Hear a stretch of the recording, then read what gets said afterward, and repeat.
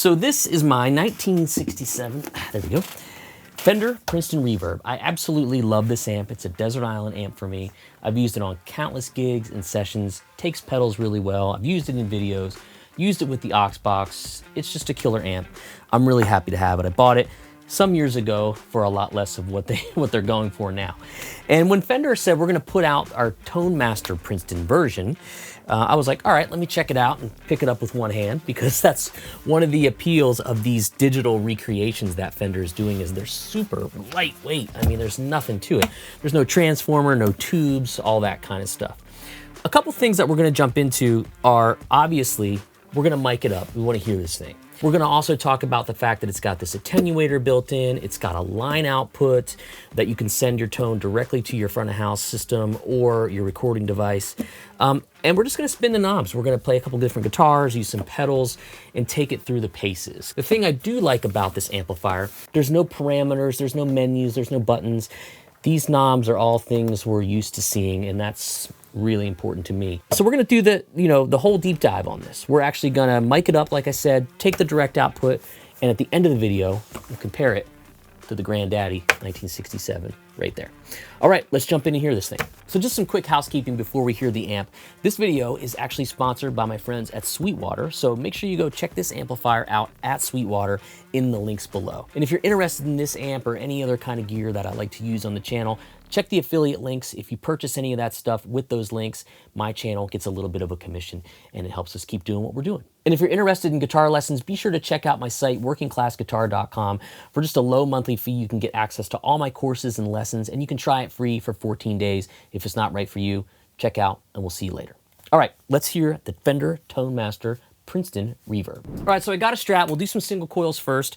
I am going into my pedal board. No pedals are on at the moment. And if we take a look at the panel in the shop behind me, you can see that the volume's around 5, treble 4.5, bass 5, reverb is on. And it's a long Fender reverb for sure, but let's hear it a little bit.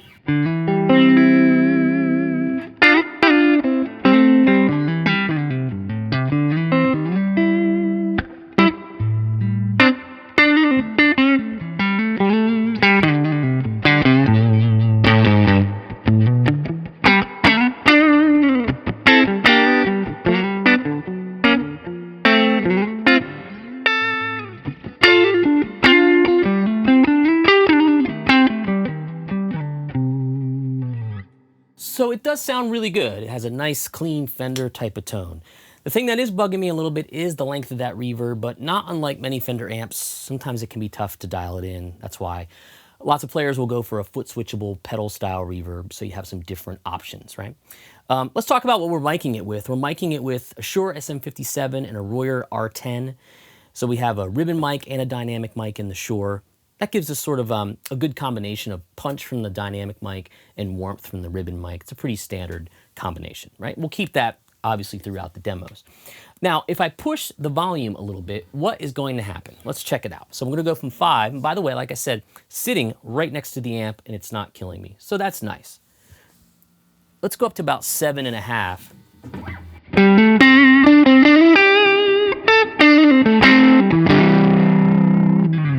So it is giving me some of that breakup, but it doesn't really feel tube-esque to me. It's not bad.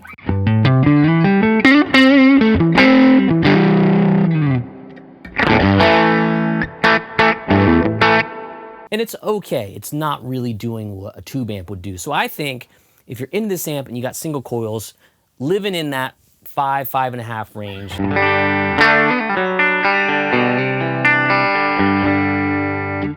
that's probably a nice place to be.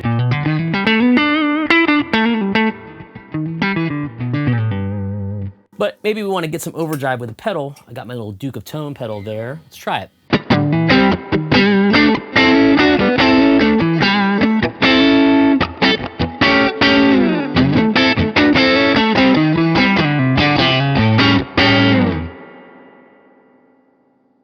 Reverb tail. Again, not bad, okay? So this is all intents and purposes, a solid state amp that's doing a pretty darn good job of being digital. We didn't play the tremolo. That's switchable. Let's take the pedal off.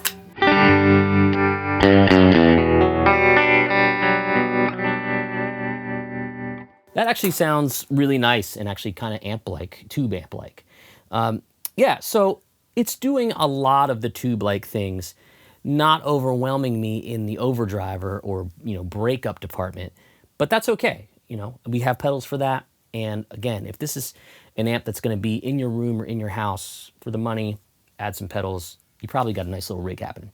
But you're probably going to want to hear some humbuckers, so let's grab a Les Paul and see what that sounds like. So when you grab a humbucker guitar, like a Les Paul, and you plug it into an amp that was EQ'd and set up for a guitar with single coils, like a Tele or a Strat, you're going to notice some things, and you're going to have to readjust. And maybe that's why players have EQ pedals and different boosts. So when you're going back and forth, there's more of a sort of similar tone from guitar to guitar. But either way, you're usually going to have to change some settings. So when we play this guitar, it's pushing the amp more. It's darker, it's woofier. So let's turn the treble up, pull the bass back. And I turn the volume down a little bit too, because we're pushing the front of the amp a little bit more and sort of forcing it into overdrive mode.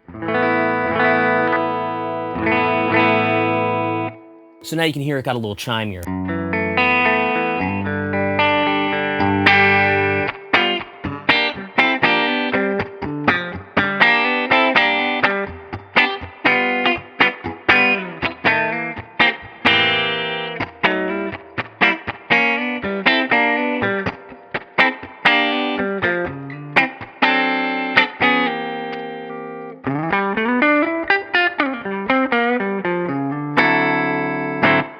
So yeah, a much different sound than the Strat, for sure. It's no sort of coincidence that Strats always sound good, single coils always sound good in Fender amps. There's just a marriage there that's happened since, the 50s.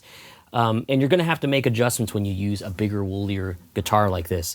And you might have to adjust your pickups, your playing style, even your approach to it. And those are all things we learn once we get different combinations of gear together. So that's some humbuckers with that amplifier. A good sound, but you're gonna need to adjust it once you go from a single coil guitar to one of these. We should probably try using the Duke of Tone pedal as my overdrive going into this rig also. So Les Paul, Duke of Tone, Tone Master Princeton.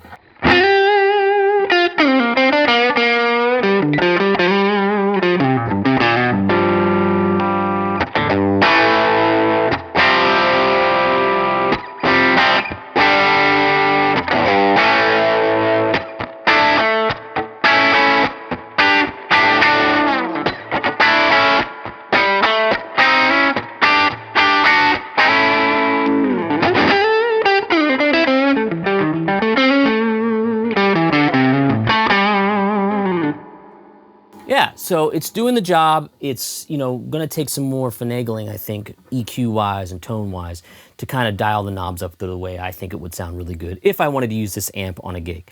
So far, it's a good amp. It's doing a good job of giving me some nice Fender-type clean tones.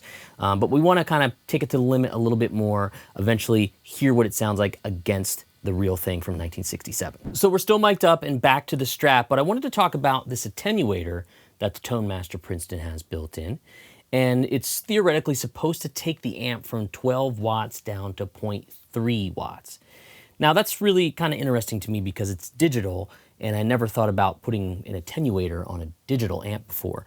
But my assumption is that by attenuating the amp, they want you to kind of turn the volume up more and get a little bit more of the experience of what a tube amp would do when it breaks up. So there's a couple notches here and I'm just gonna kind of lean in. Play a little bit there. That's fully wide open, and we're just gonna kind of take there we go, one notch down.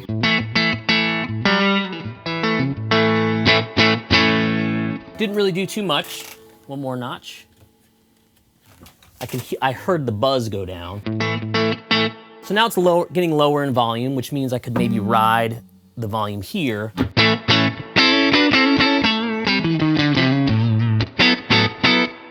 That's on the third notch. Let's go another one.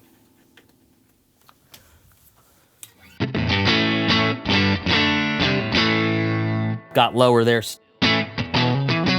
So that means I should probably turn my volume on the amp up.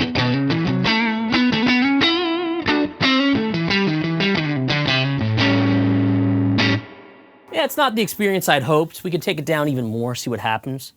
Whoops. Oh, that was 2. Let's go back to 1 click. We got 1 more after that.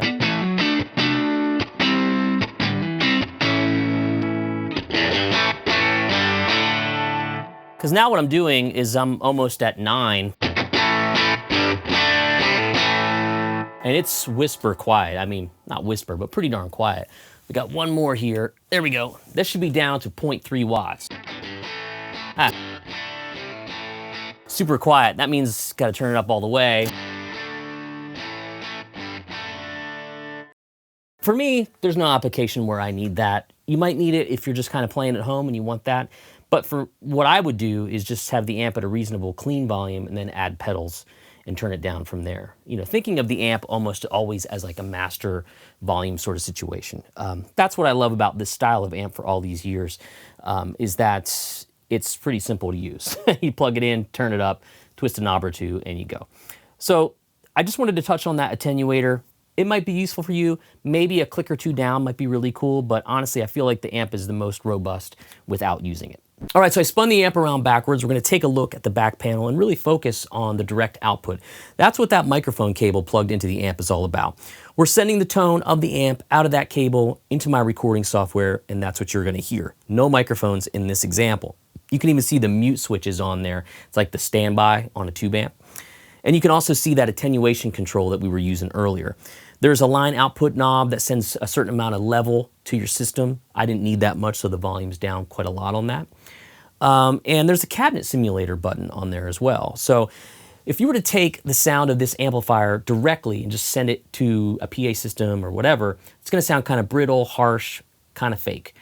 The cabinet simulation is based on technology called impulse responses that are a snapshot of a speaker. That technology and software paired with the amplifier gives you a more realistic sound when you go direct, and that's what we're doing. So we're on cabinet simulation 2. Let's go to 1 here. There we go. Cabinet simulation 1.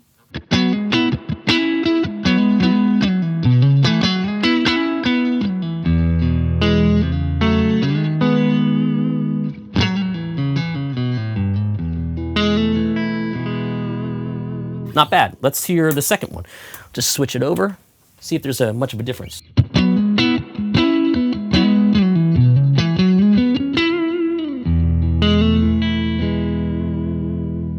I'm definitely hearing some more bass, which is nice. It feels good in the ears. And I have to wear the headphones here because I'm not using mics. I'm not hearing it in the room. I'm hearing it through this. Any bleed coming through my monitors would go through my mic. We don't want that. So yeah, it sounds all right.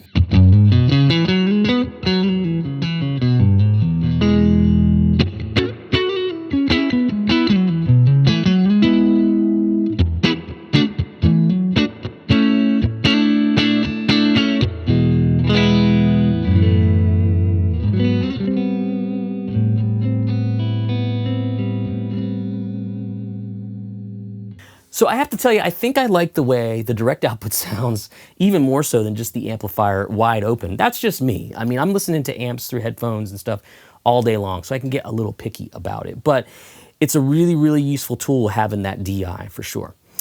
So that's it. I think we're getting some good sounds. It's maybe not the ultimate tube amp experience, but it's pretty good, especially for the money. All right, I got the amps side by side, both mic'd up with SM57s, the 67 Princeton on the left, the Tone Master behind me on my right. I have a Lauten SA220 mic here. That's gonna be my room mic. And room mics are really, really important when you're recording guitars because it really captures what you're hearing, you know, standing away from the amplifier like your ears hear. The dynamic microphones are more directional and punchy coming right off of the speaker there. I have a Radial ABY box set up. It's called the Twin City box. And the green side will be the Tone Master and the orange side will be the Vintage 67. I'll put it down on the floor and step on it a couple times to really, you know, so we can really get a nice A-B comparison. And I just thought this was really fun to do. And what I noticed is that, you know, knob settings don't really matter. If you have them both at 4, that means nothing. What you really need to do is match them with your ear so that you can say, okay, this is where they're at volume level wise. I tweak the EQ knobs just so that we can get sort of in the ballpark. But what I noticed just messing around while I was setting up is they're really different sounding. They're in the same ballpark, but they have different characteristics. And it's not better, it's not worse, one or the other. It's totally for you to decide, but you might not get to see this on the internet every day. Certainly, I don't do this kind of thing every day in my studio. So it was fun. So let's jump in, we'll play both amps, we'll switch back and forth, and you can be the judge. All right, here's the Tone Master, green side of the switch.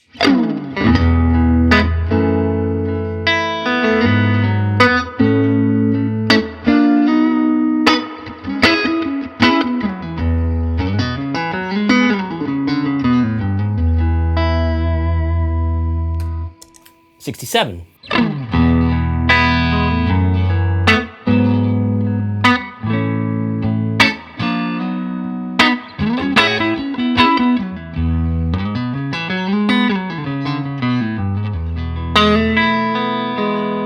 Go back.